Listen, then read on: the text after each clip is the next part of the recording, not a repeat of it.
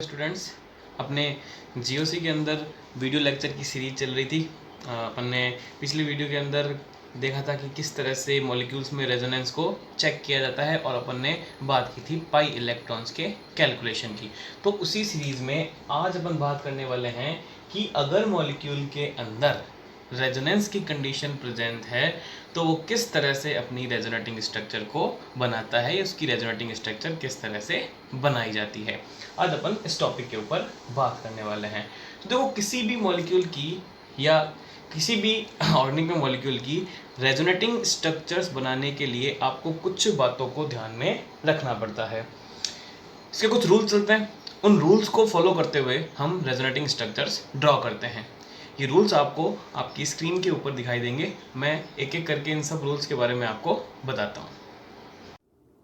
सबसे पहला रूल जो कि आपको दिखाई दे रहा है, कह रहा है कि in resonating structure only pi orbital electrons are shifted, sigma bond electrons are not involved in resonance, therefore the sigma bond skeleton will remain same in two resonating structures। क्या मतलब हो गया कि रेजोनेटिंग स्ट्रक्चर्स बनाने के दौरान सिर्फ और सिर्फ आपको पाई इलेक्ट्रॉनों का ही डीलोकलाइजेशन कराना है।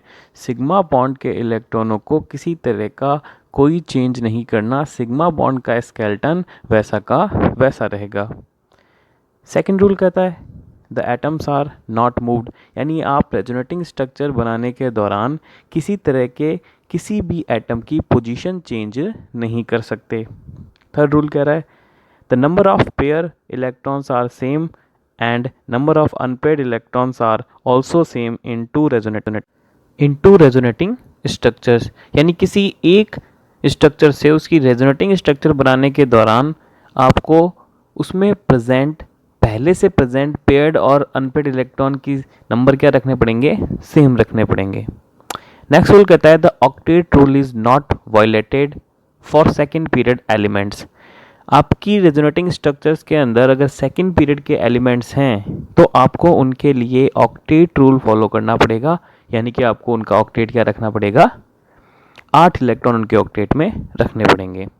नेक्स्ट कहता है the high energy resonating structures are rejected of their contribution to the resonance hybrid is least। भाई जितनी हाई एनर्जी होगी आपके रेजोनेटिंग स्ट्रक्चर्स की, उनकी स्टेबिलिटी उतनी ही कम होगी, तो ऐसी रेजोनेटिंग स्ट्रक्चर एक्सेप्टेबल नहीं होती। बाद में इसमें बता रखा है कि हाई एनर्जी वाली रेजोनेटिंग स्ट्रक्चर डिसाइड कैसे की जाती है। तो देखो, अगर एडजेसेंट वाले कार्बन एटम के ऊपर या फिर किसी भी एटम के ऊपर जो एक दूसरे के पास पास में प्रेजेंट है, उन पे चाहे अपोजिट चार्ज हो और चाहे सेम चार्ज हो, वे हमेशा हाई एनर्जी वाली रेजोनेटिंग स्ट्रक्चर्स काउंट की जाती है। नीचे एग्जांपल दे रखा है, जैसे पहले एग्जांपल में जब इसने स्पीसीज की रेजोनेटिंग स्ट्रक्चर बनाई तो कार्बन की पोजीशन चेंज कर दी, जो कि एक्सेप्टेबल नहीं है। सेकंड के अंदर जब इसने रेजोनेटिंग स्ट्रक्चर बनाई तो CH2, अब उसकी रेजोनेटिंग स्ट्रक्चर में इसने CH3 यानी हाइड्रोजन की पोजीशन चेंज कर दी, थर्ड नंबर वाले हाइड्रोजन को फर्स्ट नंबर पे ले आया, ये भी एक्सेप्टेबल नहीं है। थर्ड के अंदर जो NH3 पॉजिटिव था, जहाँ पे 8 इलेक्ट्रॉन थे, नाइट्रोजन के ऑक्टेट कंप्लीट था, वो उसकी रेजोनेटिंग स्ट्रक्चर में 10 इलेक्ट्रॉन हो रहे हैं, उसका ऑक्टेट कंप्लीट नहीं हो पा रहा, इसलिए ये रेजोनेटिंग स्ट्रक्चर भी एक्सेप्टेबल नहीं होगी। फोर्थ रेजोनेटिंग स्ट्रक्चर के अंदर जहाँ जो मेन स्पीसीज आपको दे रखी है उसमें किसी तरह का कोई अनपेयर्ड इलेक्ट्रॉन प्रेजेंट नहीं है, जबकि उसकी रेजोनेटिंग स्ट्रक्चर के अंदर इसने 2 अनपेयर्ड इलेक्ट्रॉन बनाए हैं रेडिकल के फॉर्म में। नेक्स्ट फिफ्थ एग्जांपल के अंदर एडजेसेंट वाले एटम्स के ऊपर पॉजिटिव नेगेटिव चार्ज प्रेजेंट है, जिससे इनकी एनर्जी बढ़ जाती है तथा हाई एनर्जी वाली रेजोनेटिंग स्ट्रक्चर एक्सेप्टेबल नहीं की जाती, इसलिए ये स्ट्रक्चर्स भी रेजोनेटिंग स्ट्रक्चर्स नहीं कहलाती। चलो, रूल्स हमने पढ़ लिए। अब जो नेक्स्ट चीज़ हमें रेजोनेटिंग स्ट्रक्चर्स बनाने के लिए ध्यान में रखनी है वो है इसमें कि रेजोनेटिंग स्ट्रक्चर्स बनाते समय किस तरह से इलेक्ट्रॉन्स की मूवमेंट होती है, यानी इलेक्ट्रॉन्स किस तरह से फ्लो करते हैं। हमने सबसे पहले बात की थी कि ये पाई इलेक्ट्रॉन्स के डीलोकलाइजेशन पे बेस्ड है। हम शुरू से रेजोनेंस में ये बात कर रहे हैं। रूल्स में भी अभी अपन ने देखा था कि पाई इलेक्ट्रॉन्स इसी इसके अंदर इंक्लूड किए जाते हैं। तो अपन बात करते हैं कि इलेक्ट्रॉनों का मूवमेंट कैसा होता है। तो बात करते हैं फ्लो ऑफ इलेक्ट्रॉन्स की। देखो सबसे पहला, कोई भी पाई बॉन्ड दूसरे पाई बॉन्ड की तरफ जाएगा अगर उसकी इलेक्ट्रोनेगेटिविटी क्या होगी, ज़्यादा। अगर आपके मॉलिक्यूल के अंदर पाई बॉन्ड का कॉन्जुगेशन प्रेजेंट है तो एक पाई बॉन्ड दूसरे पाई बॉन्ड की तरफ जाएगा अगर सामने वाले की ईएन ज़्यादा है। लेकिन अगर दोनों की ईएन सेम है तो कोई भी किसी की तरफ मूव कर सकता है। इसके अलावा कोई भी पाई बॉन्ड पॉजिटिव चार्ज की तरफ जाएगा, फ्री रेडिकल की तरफ जाएगा और वैकेंट ऑर्बिटल की तरफ मूव करता है। नेक्स्ट बात करें, अगर आपके पास नेगेटिव चार्ज है तो नेगेटिव चार्ज पाई बॉन्ड की तरफ जाएगा, पॉजिटिव चार्ज की तरफ जाएगा, रेडिकल की तरफ जाएगा और वैकेंट ऑर्बिटल की तरफ मूव करेगा। अगर आपके पास लॉन पेयर प्रेजेंट है तो ये लॉन पेयर पाई बॉन्ड की तरफ मूव करेगा, पॉजिटिव की तरफ मूव करेगा, फ्री रेडिकल की तरफ मूव करेगा और वैकेंट ऑर्बिटल की तरफ ये मूव करता है। तो इस तरह से रूल्स का और ये फ्लो ऑफ इलेक्ट्रॉन की हेल्प से आप किसी भी मॉलिक्यूल की रेजोनेटिंग स्ट्रक्चर आसानी से बना सकते हो। अब एग्जांपल्स के ऊपर चीज़ों को अप्लाई करते हैं। मैं ये साइक्लोपेंटाडाइईन एनायन का एग्जांपल लेता हूँ। देखो सबसे पहली बात वही, सबसे पहले चेक करो कि क्या ये मॉलिक्यूल रेजोनेंस शो कर सकता है या नहीं कर सकता। बिल्कुल इसके अंदर सारी कंडीशंस जो अपने पिछले वीडियो में देखी थी वो सब प्रेजेंट है। इसमें pi sigma negative sigma pi का कॉन्जुगेशन भी यहाँ पर प्रेजेंट है। सही है। अब अपन को इसकी क्या करनी है, रेजोनेटिंग स्ट्रक्चर्स ड्रॉ करनी है। तो रूल्स को ध्यान में रखते हुए और फ्लो ऑफ इलेक्ट्रॉन की हेल्प से अपन इसकी रेजोनेटिंग स्ट्रक्चर बनाना स्टार्ट करते हैं। देखो फ्लो ऑफ इलेक्ट्रॉन कहता है कि एक पाई बॉन्ड दूसरे पाई बॉन्ड की तरफ जाता है अगर उसकी ईएन ज्यादा हो। इसके अलावा नेगेटिव चार्ज पाई बॉन्ड की तरफ मूव करता है। तो सबसे इम्पॉर्टेंट है रेजोनेटिंग स्ट्रक्चर को इनिशिएट करना। एक बार अगर रेजोनेटिंग स्ट्रक्चर इनिशिएट हो जाए तो उसके बाद तो कुछ नहीं है, बस आपको इलेक्ट्रॉन को एक डायरेक्शन के अंदर घुमाना है। तो ईएन वाला अपने पास है नहीं तो अपन सीधे सीधे क्या बात करते हैं, सेकंड पे जाते हैं कि नेगेटिव चार्ज किसी तरफ मूव करेगा, पाई बॉन्ड की तरफ मूव करेगा। अब ये राइट हैंड और लेफ्ट हैंड दोनों में से किसी भी तरफ मूव कर सकता है। बस एक बात का ध्यान रखना, जिस तरफ आप एक बार मूवमेंट स्टार्ट कर दो आपको फिर लगातार मॉलिक्यूल को उसी डायरेक्शन में घुमाना है। अगर आपने वापस उल्टा घुमा दिया तो वो सेम स्ट्रक्चर आपके रिपीट हो जाएगी। चलो बनाते हैं अपन। नेगेटिव चार्ज ने मूव किया पाई बॉन्ड की तरफ, तो ये पाई बॉन्ड के इलेक्ट्रॉन कहाँ चले जाएंगे, आगे की तरफ चले जाएंगे। तो आपको जो स्ट्रक्चर मिलेगी वो कुछ इस तरह से मिलेगी।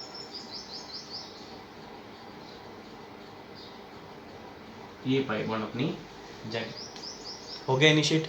अब बस लगातार आप इसी तरह से मॉलिक्यूल्स को घुमाते रहो जब तक आपको रेजोनेटिंग स्ट्रक्चर बनाते रहना है, जब तक आपको वापस पहले वाली स्ट्रक्चर ना मिल जाए।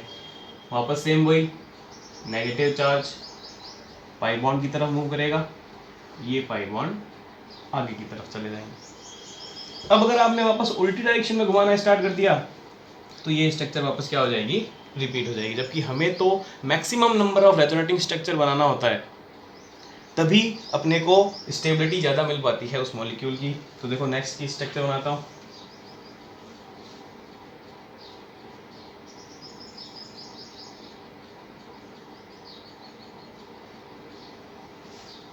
सही है। आगे वापस ये नेगेटिव गया पाई की तरफ, ये पाई चले गए आगे की तरफ। आपको मिल गया ये नेगेटिव, ये पाई अपनी जगह, ये पाई बॉन्ड। अभी तक सेम स्ट्रक्चर मिली नहीं है अपने को, तब तक अपन वापस इसको घुमाते रहते हैं।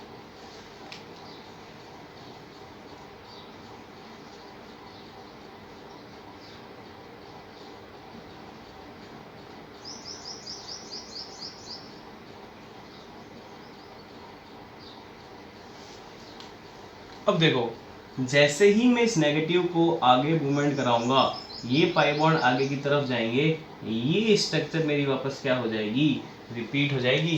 As it is same structure repeat हो रही है, तो जब सेम स्ट्रक्चर रिपीट हो जाएगी हम वहीं पर उसकी रेजोनेटिंग स्ट्रक्चर बनाना बंद कर देंगे। तो इस तरह से ये साइक्लोपेंटाडाइन एनाइन की टोटल कितनी रेजोनेटिंग स्ट्रक्चर बनी, 5 रेजोनेटिंग स्ट्रक्चर इसकी बनी।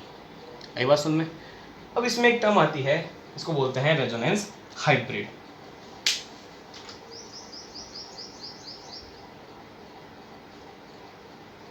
Resonance hybrid. देखो, रेजोनेंस हाइब्रिड के बारे में ये बोला जाता है, हम जितनी भी रेजोनेटिंग स्ट्रक्चर बनाते हैं ये सारी हाइपोथेटिकल होती है, इनका किसी का भी अस्तित्व में वास्तविक अस्तित्व यहाँ पर प्रेजेंट नहीं होता है। सिर्फ और सिर्फ जो रियल स्पीसीज हमारी होती है, रियल इमेज जो होती है वो होती है उसका रेजोनेंस हाइब्रिड। सिर्फ रेजोनेंस हाइब्रिड ही हमारा रियल होता है, बाकी रेजोनेटिंग स्ट्रक्चर्स हमारी क्या होती है, हाइपोथेटिकल। तो रेजोनेंस हाइब्रिड का एक्चुअल जो मीनिंग होता है वो ये है कि जितनी भी आप रेजोनेटिंग स्ट्रक्चर्स बना रहे हो, उन सब रेजोनेटिंग स्ट्रक्चर को अगर आपको किसी एक सिंगल स्ट्रक्चर में शो करना है तो वो कहलाता है आपका रेजोनेंस हाइब्रिड। मैं दोबारा रिपीट करता हूँ, जितनी भी रेजोनेटिंग स्ट्रक्चर्स है उनको अगर एक सिंगल स्पीसीज से शो करें या सिंगल स्ट्रक्चर से शो करें तो वो आपकी क्या कहलाता है, उसका रेजोनेंस हाइब्रिड। रेजोनेंस हाइब्रिड बनाने के लिए या रेजोनेंस हाइब्रिड के लिए आप इस तरह से सिंबल का भी यूज करते हो। सही है, बनाता हूं, देखो इसका रेजोनेंस हाइब्रिड।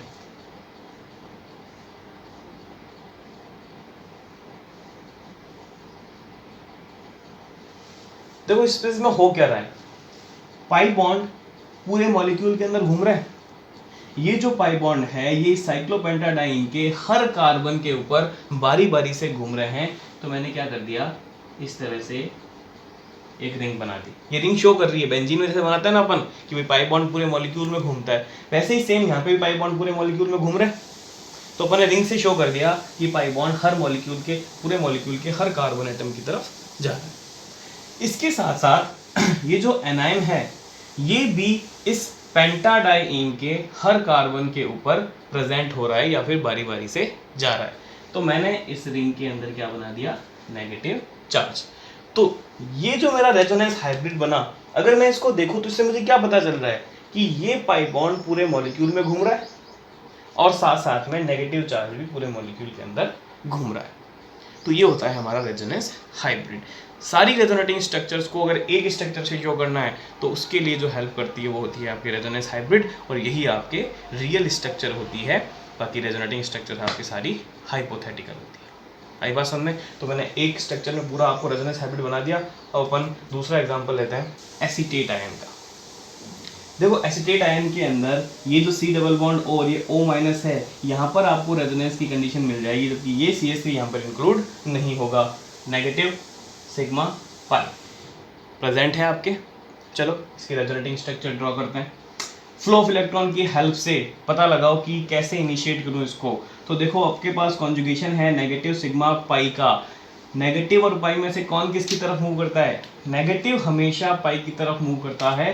तो ये नेगेटिव मूव करेगा इस पाई बॉन्ड की तरफ, तो ये पाई बॉन्ड चले जाएंगे आगे की तरफ। तो आपको क्या मिल जाएगा, CH3 C double bond O minus. सही है। दोबारा जब वापस आप नेगेटिव को पाई की तरफ मूव करोगे तो ये सेकेंड स्ट्रक्चर वापस रिपीट हो जाएगी। इसका मतलब इस एसीटेट आयन की मुझे कितनी रेजोनेटिंग स्ट्रक्चर मिलेगी, 2 रेजोनेटिंग स्ट्रक्चर मिलेगी इस एसीटेट आयन की। अब मैं इसके रेजोनेंस हाइब्रिड की बात करूं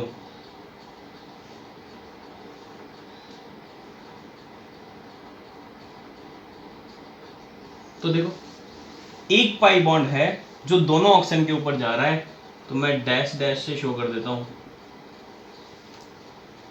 और एक नेगेटिव चार्ज है जो कि दो ऑक्सीजन के ऊपर जा रहा है, तो हर ऑक्सीजन को कितना मिलेगा, हाफ चार्ज मिलेगा। तो मैं पार्शियल हाफ चार्ज यहां शो कर देता हूं और पार्शियल हाफ चार्ज यहां शो कर देता हूं। सही है। तो इस तरह से आप इसका रेजोनेंस हाइब्रिड ड्रॉ करते हैं। एक एरोमेटिक बेंजीन के कंपाउंड की और रेजोनेटिंग स्ट्रक्चर ले लेते हैं। फिनॉल की जो एसिडिक नेचर है वो ये फिनॉक्साइड आयन शो करता है, इसकी स्टेबिलिटी, इसलिए अपन फिनॉक्साइड आयन की रेजोनेटिंग स्ट्रक्चर के बारे में पढ़ते हैं। चलो इनिशिएट करते हैं। नेगेटिव सिग्मा पाई का कॉन्जुगेशन है, कौन किसकी तरफ, क्योंकि यहाँ पे पाई बॉन्ड में सबकी आयन सेम है, तो नेगेटिव को किसकी तरफ मूव कराएंगे, पाई बॉन्ड की तरफ मूव कराएंगे। ये नेगेटिव ने मूव किया पाई बॉन्ड की तरफ, ये एक पाई बॉन्ड चला गया आगे की तरफ।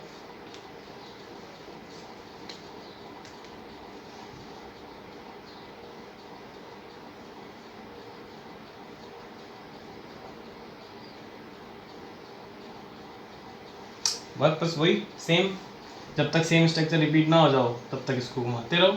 ये नेगेटिव गए आगे की तरफ, ये पाई बॉन्ड गए नेक्स्ट कार्बन एटम पे।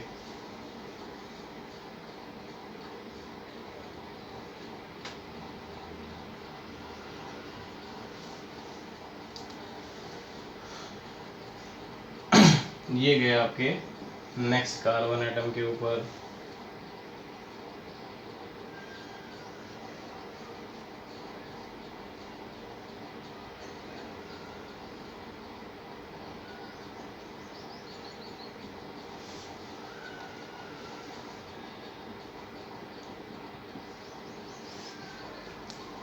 ये गए आपके नेक्स्ट कार्बन पे और आपको मिल गई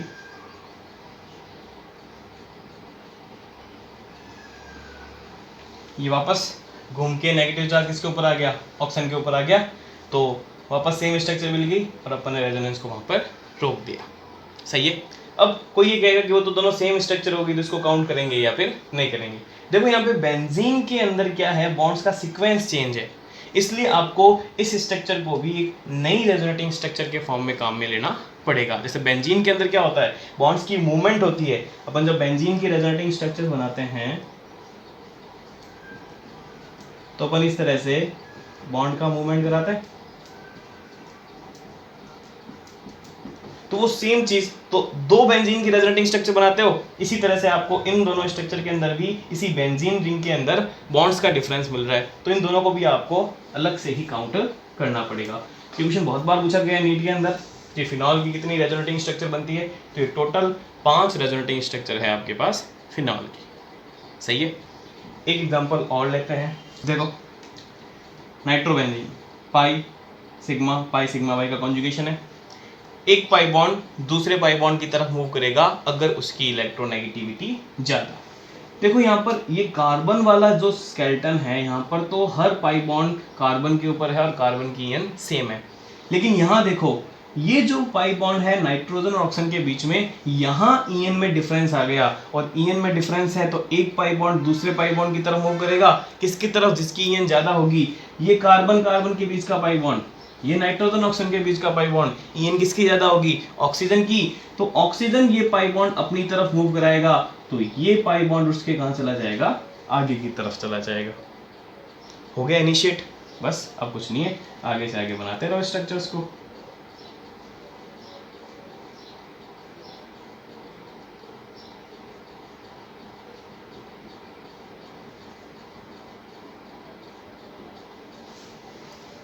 क्योंकि यहाँ से इलेक्ट्रॉन चले गए, कौन सा चार्ज आ गया, पॉजिटिव चार्ज। सही है। अब अगर दोबारा इस नेगेटिव को घुमा दोगे पाई की तरफ, तब तो ये स्ट्रक्चर रिपीट हो जाएगी, जबकि अपने को तो maximum number of resonating structure बनाना है। तो देखो अब आपको कॉन्जुगेशन क्या मिला, पॉजिटिव सिग्मा पाई का, कौन किसकी तरफ मूव करता है, पाई पॉजिटिव की तरफ जाता है, ये पाई बॉन्ड जाएगा पॉजिटिव की तरफ, तो इस कार्बन पे क्या आ जाएगा, पॉजिटिव चार्ज।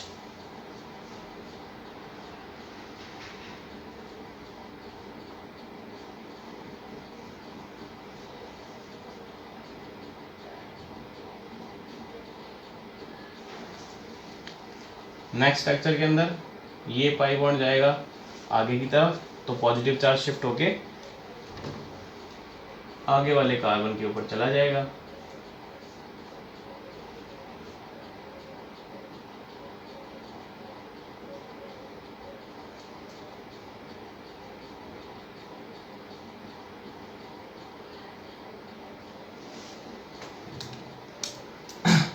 अब बस लास्ट कॉन्जुगेशन बचा है इसका, स्ट्रक्चर को कंप्लीट करते हैं। वापस ये ऑप्शन अपना नेगेटिव देके पाई बॉन्ड की फॉर्मेशन करेगा, ये पाई बॉन्ड चला जाएगा आपका आगे की तरफ और आपको मिल जाएगी इसकी लास्ट रेजोनेटिंग स्ट्रक्चर।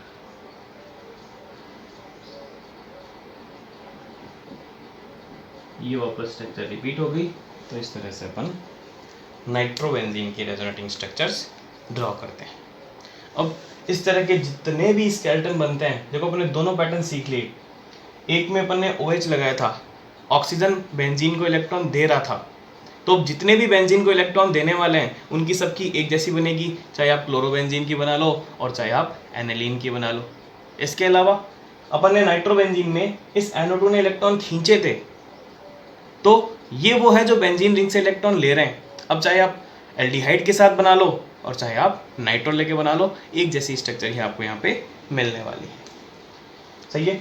अब अपन एक फ्री रेडिकल के साथ में बात करते हैं कैसे रेजोनेटिंग स्ट्रक्चर बनाई जाती है। देखो वैकेंट ऑर्बिटल के साथ में जो रेजोनेटिंग स्ट्रक्चर्स थी वो मैंने पिछले लेक्चर के अंदर आपको जब एग्जांपल्स कराए थे कि कैसे रेजोनेंस देखा जाता है, वहाँ पे भी मैंने आपको कई रेजोनेटिंग स्ट्रक्चर्स बना बना के दिखाई थी, तो आप वहाँ से वो चीज़ देख सकते हो। अपन बात करते हैं फ्री रेडिकल के साथ की रेजोनेटिंग स्ट्रक्चर।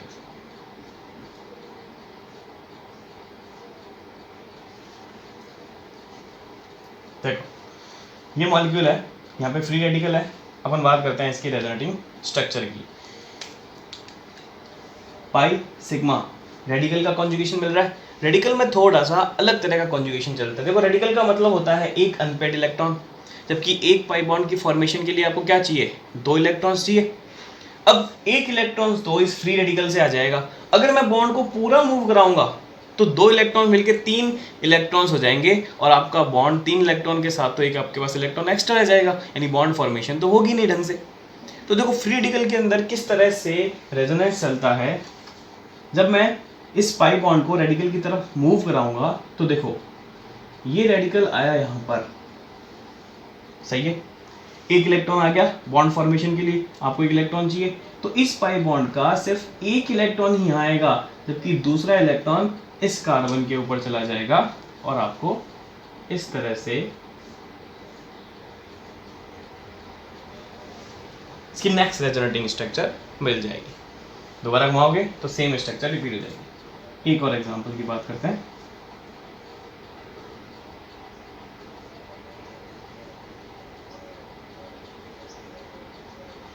ये आपके फ्री रेडिकल, वही सेम, चलो घुमाते हैं। रेडिकल आ गया बॉन्ड में, इस पाई बॉन्ड का एक इलेक्ट्रॉन जाएगा बॉन्ड फॉर्मेशन में, जबकि अगला इलेक्ट्रॉन जाएगा आपके पास इस कार्बन के ऊपर।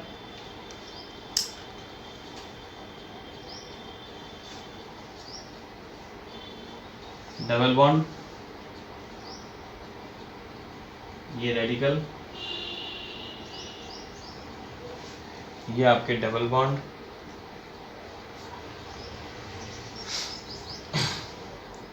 सही है।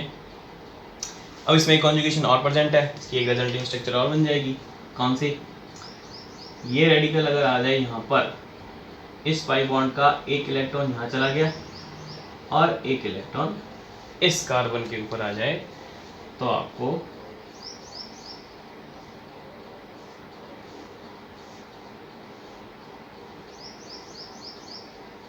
ये इस तरह से रेजोनेटिंग स्ट्रक्चर मिल जाती है। तो थोड़ा सा अलग तरह का चलता है फ्री रेडिकल का, इस तरह से आप आसानी से रेजोनेटिंग स्ट्रक्चर्स बना सकते हो। तो कुछ नहीं है, बस आपको कुछ रूल्स ध्यान में रखना है और फ्लो ऑफ इलेक्ट्रॉन की हेल्प से आप किसी भी मॉलिक्यूल में रेजोनेटिंग स्ट्रक्चर्स आसानी से ड्रॉ कर सकते हो। आप एग्जाम्पल उठाओ और उसको बनाना स्टार्ट करो। दिक्कत आए रूल्स को फॉलो करो, एक दो बार एग्जाम्पल देखो। आई होप आपको वीडियो पसंद आया तो लाइक कीजिए और चैनल को सब्सक्राइब कीजिए और शेयर करना मत भूलिए। इसके अलावा अगर आपको किसी तरह की कोई दिक्कत आती है तो आपको डिस्क्रिप्शन के अंदर मेरी FB अकाउंट और इंस्टाग्राम का लिंक मिल जाएगा। आप वहाँ पे आसानी से मेरे से जुड़ के किसी भी तरह का डाउट आप वहाँ से पूछ सकते हैं।